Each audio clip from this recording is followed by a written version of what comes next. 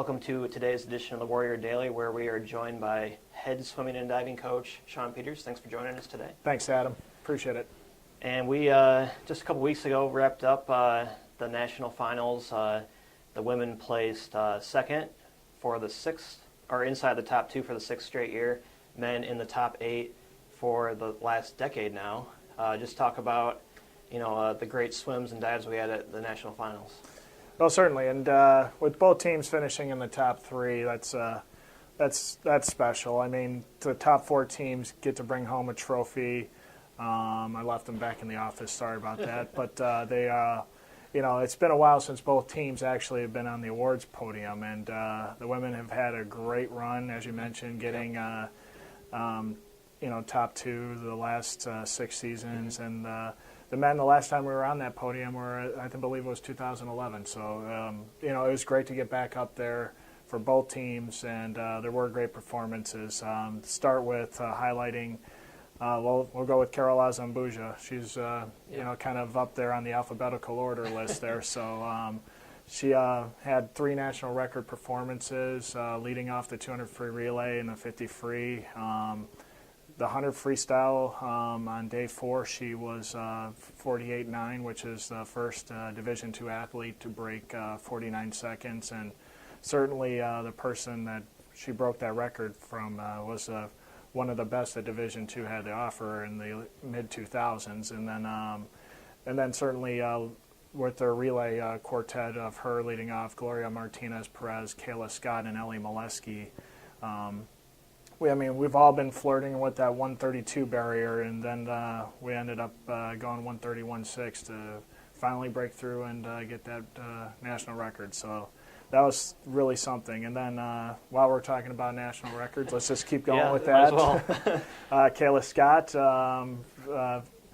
I know last year was a hard year for her, finishing second and losing the national record, but she was determined to get it back, and she ended up doing it at GLIACs, which I maybe have taken a little weight off her shoulders there, and then at nationals she was just able to run free and try to be the first woman to be under the 101 barrier for that, and she was. So minute .6 is a fantastic swim, and I got to say, Wayne State breaststrokers have had a nice run even from 2009 when we won our first 100 breaststroke national title. So Kayla Scott clearly, taking it to a new level. So that was great to see.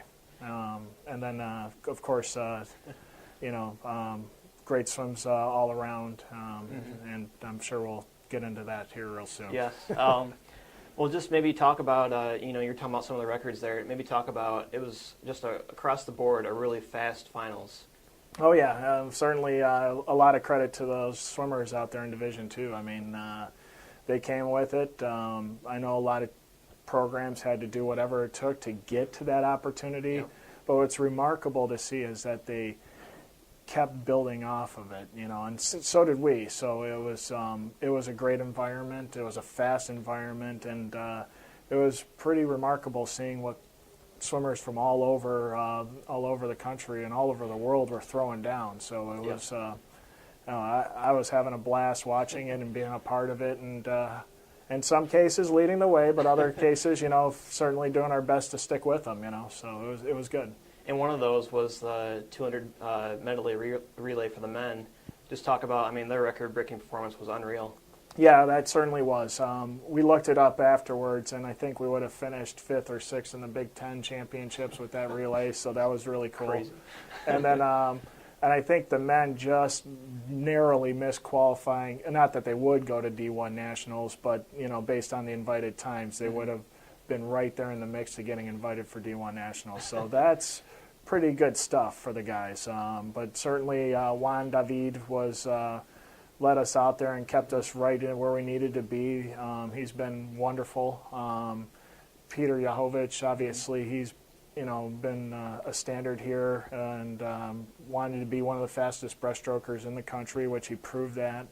Søren Holm, just really taking the relay on his back and was like, okay, we're going to make sure our freestyle leg has a nice time with this one, and Yep. gave Till everything he needed, Till Barthel, to help bring it home for us. So that was I mean, certainly it capped off a wonderful day one for us. And you know, we talked about some of the national championship performances here, but everybody that went, you know, divers, swimmers, everybody was an All-American. You know, everybody was just kind of putting out personal bests at the finals. Just maybe touch upon some of the, you know, other people that, you know, contributed to, you know, your great finish. Well, I think it's good to start with the divers because they certainly stepped it up. You know, I mean, you know, Coach LaCroix and the work that divers do is just remarkable. I mean, they really, it's something where, you know, a lot of teams in the country probably don't look forward to diving going on because they either don't have divers or maybe that their divers aren't among the elite, but ours are, and you know, that's certainly a lot of hard work that they do to get to that point. I mean, it's a very mentally demanding sport. I mean, you crash a little bit on a dive, I mean, it's not just like shake it off and get back up there, but that's pretty much what they have to do, even though in the back of their mind it's like, you know, okay, that really didn't go the way I planned. So, but you know, Kelly and the divers have a great attitude. They really compete very hard, and it's been a blessing for our program now, pretty much since like 2009 and 10 when we started, producing some national champions. And then, but yeah, the girls ended up getting top 8 on both boards for 3 of the 4 of them, and then Dylan and Adam were, you know, also competing for top 8 spots and competing for top spots, so that was great. Obviously, Peter Yahovich we talked about, Till Barthel, you know, they really stepped it up. Christian Larson, and you know, Lucas, and it's just all around. And on the girls' side, I mean, can't really forget about Christina Novoshenko and her 400 IM. I mean, that was a come out of nowhere swim. I mean, I don't think anybody, including Christina, was thinking that one. And but you know, Christina had her opportunity to take the lead, and you know, at the conference meet, she struggled a little bit at the end. She wasn't rested for that one, but this year she really put it away at the end, and she was, as soon as she knew she had a chance to win, she wasn't going to let it go. It just seems like, and Christina too, I mean, that 1650 freestyle on the last day, it's just seemed like she had some energy left, and it was like, where did that come from? Oh yeah, and certainly with her hitting her rest at that time, I mean, she really, I mean, all of her swims were, you know, top 2 or 3, maybe top 1 all time in Wayne State history, and certainly some of the top times ever produced at the NCAA level in both the 400 IM and the 200 fly. So that was great. And obviously Ellie, Molesky, Manu, those swimmers ended up providing big top 8s for us as well, and Gloria. And so it's just, you know, there's a lot to celebrate here, but obviously we lose a lot, and you know, and so it's an opportunity for others to rise up the ranks, like Manu, like, you know, Ellie, and take on those roles. So it's it's gonna.